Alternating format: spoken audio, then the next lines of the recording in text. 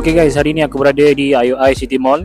Hari ni Aveta telah melancarkan model baru iaitu Vanguard 180 geng. Korang boleh tengok kat depan ni, Vanguard 180 adik kepada Vanguard 250 geng.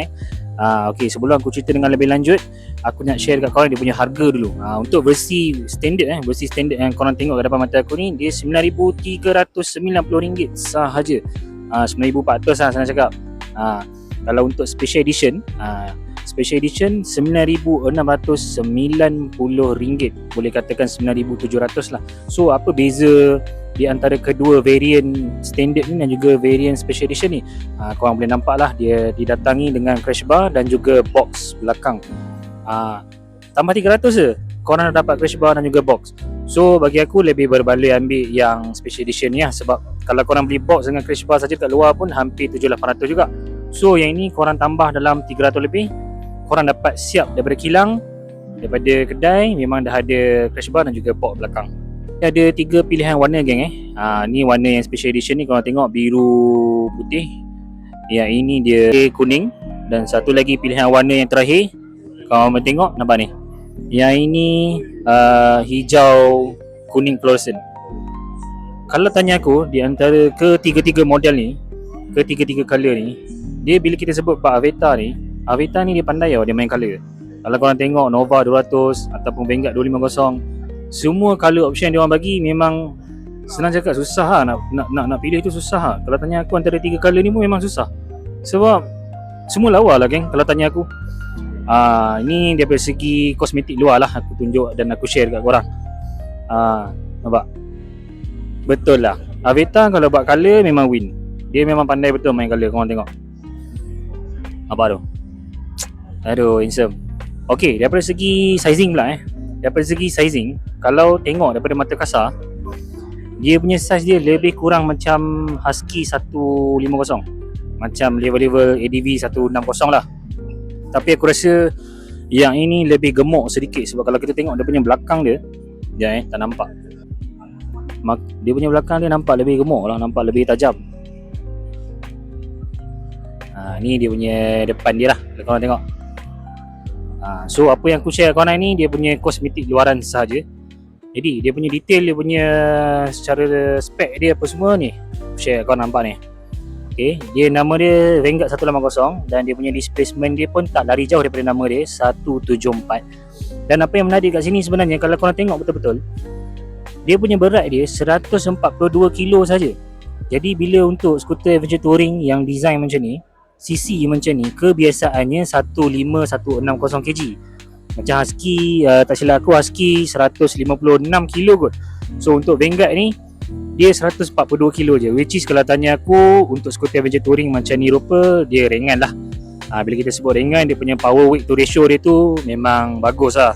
Dan dia punya torque dia pun agak tinggi geng 17.2 Nm torque pada 6500 RPM. Okay, ni aku nak go through dia punya spek dengan lebih detail lah. Kalau korang tengok kat sini, dia punya traction control dia boleh on off geng nampak tu. Dia punya handlebar dia pun boleh adjust. Jadi aku tunjuk dengan lebih terperinci. Ini yang dia punya main selling point dia lah. TFT meter dia pun besar, 7 inci, touch screen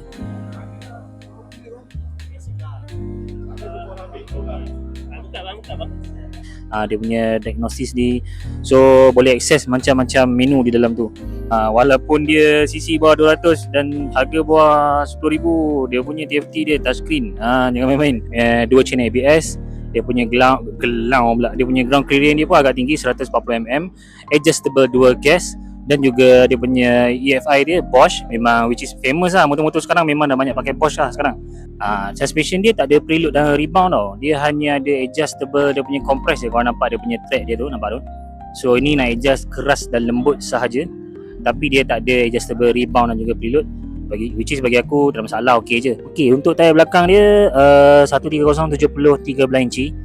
Sebenarnya kalau 14 inci lagi ngam, tapi dia bagi 13 inci. Dia punya profile tayar dia pun tinggi, so bagi aku balance lah, tak adalah rasa kecil sangat tayar tu.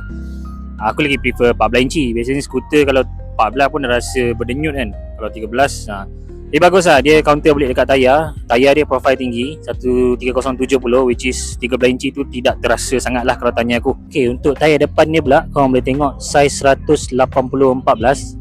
Saiz 100 dan profile dia agak tinggi 80. So kebiasaan memang adventure touring ni tayar depan dia lebih tinggi daripada tayar belakang, lagi besar.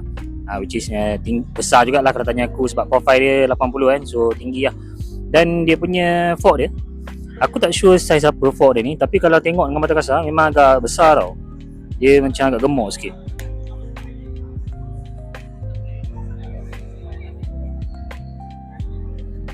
Agak besar jugalah, which is memang bagus lah untuk off-road. Memang kena pakai fork yang gemuk-gemuk, kalau tak senang bocor, senang melendut kan. Cuma dia tak bagi USD lah, dia telescopic fork standard lah.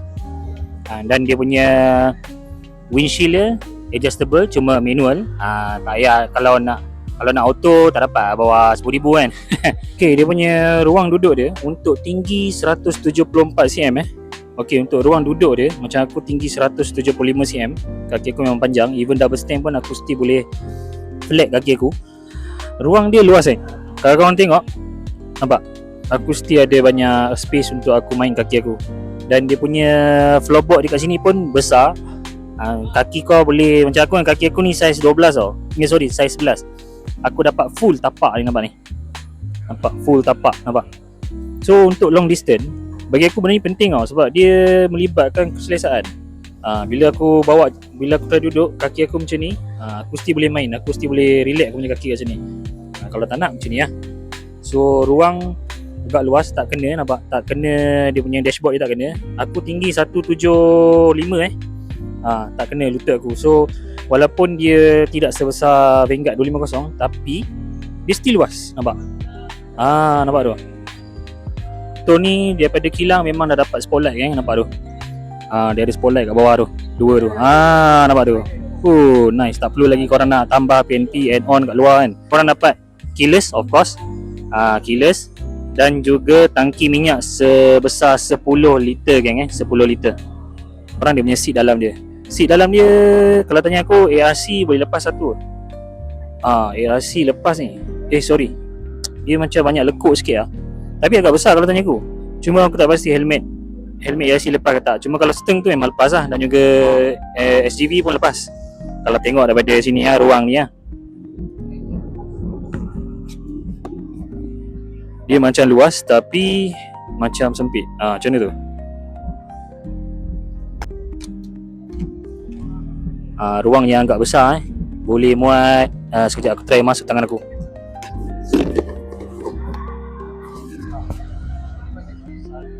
Satu pergelangan tangan aku kira besar juga. Okay, untuk enjin dia, macam kita tahu Vanguard 250 pakai Piaggio kan. Untuk enjin dia aku tak sure, mungkin pakai Viper sama kot. Dia bukan Piaggio Dia Viper 180 punya enjin, tak silap aku. Tapi kalau tengok secara mata kasar, dia punya luar dalam apa semua daripada segi kotak CVT dan sebagainya, macam kita tengok, nampak ni, dia punya oil strainer punya lubang tu nampak macam Honda punya enjin. Kalau secara mata kasar lah, aku tak adalah kata dia enjin Honda, tapi nampak macam Honda punya enjin. Cuma tangki dia je lah. Tangki dia je bagi aku lah, untuk skuter adventure touring ni sepatutnya kalau dapat 15 liter lagi ngam. Mungkin dia punya fuel consumption dia tidak kuat ke, aku tak pasti, tapi kalau lagi besar lagi ngam lah. Tapi overall untuk bawah 10,000, macam aku cakap tadi, macam-macam korang dapat motor yang memang dari segi rupa memang lawa lah. Dari segi jajan korang tak payah cakap lah, Veta memang tak kedekut, macam-macam dia bagi. Cuma okey lah tu, bawah 10,000 dapat macam ni kan. Saing ADV lah orang kata, dia punya skuter ni. So aku rasa sampai situ saja video aku untuk kali ni. Kita berjumpa lagi di video akan datang. Assalamualaikum.